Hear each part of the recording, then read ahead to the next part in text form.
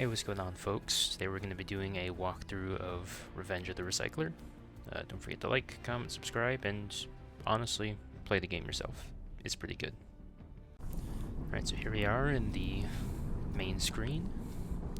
This is where you'll wait and find some players, and specifically in a public match. I am playing in a public match, so we have this little loading screen here. Alright, so here we are in game. We have some challenges on the top right to complete, but the first thing we're going to do is we're going to break through this little barrel back here. Inside here we can find ourselves a medkit and some free ammo. And this is where we can start the game, so let's get it started.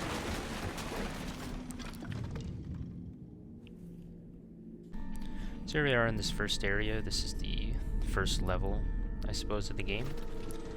And what we're going to do is we're going to find ourselves a medkit behind this bookshelf.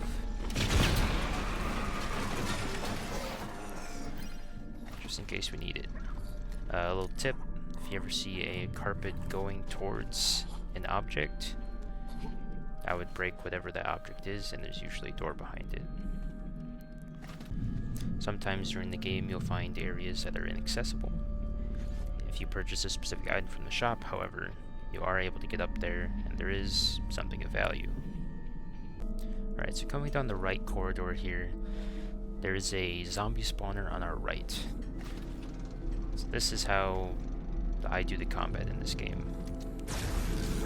This is a ranged zombie, so we want to shoot him once, then hit him with our pistol. It's not enough for a one-shot with just the recycler.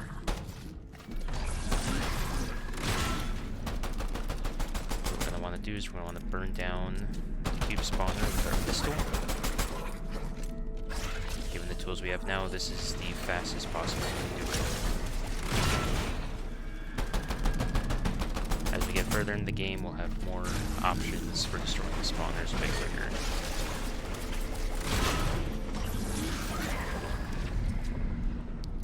Head and try not to waste as much ammo. There we go. So now we're going to break through this little barricade, and behind it we can claim our reward. It's a nice little shadow shard here. So now what we're going to do with that shadow shard is we're going to break through this barricade here. And this is the gate to the next area. What we want to do is we want to just add the shadow shard to be picked up, and there we go. We need 2 more to get past. Let's go find them. There's a zombie spawner on our left. We're going to fight them off.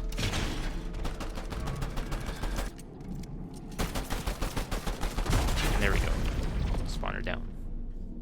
And spawner gone, we're able to get our shadow shard. You are able to get the shadow shards before destroying the spawner. However, not destroying the spawner will mean having zombies chasing you, and you may get hit a bunch. So here we are in the library. This area has a lot of hidden things. For instance, up there, we can't go there yet though. And this damage power-up.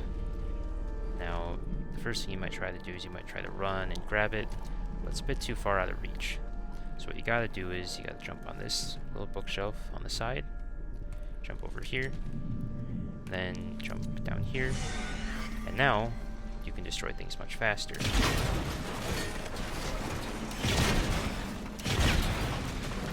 can also destroy the spawners much faster. For now, I'm gonna try and break everything as quickly as possible in the library. Get as much coins as possible before it runs out.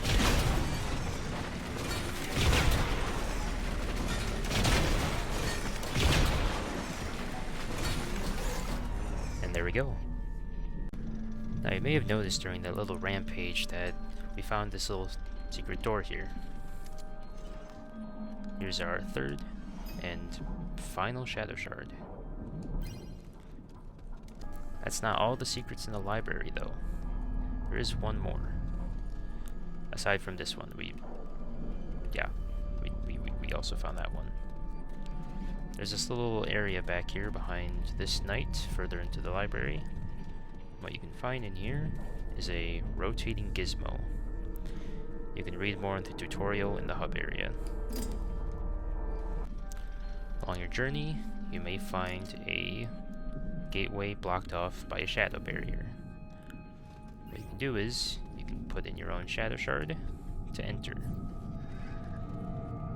Now, that may seem like just a waste of a shadow shard to get into a pretty bare bones area, but if you look around, you can find a door, you can go inside to get another shadow shard.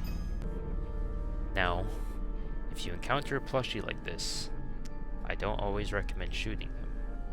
However, for the sake of this demonstration, I'm gonna pop it between the eyes. Bop.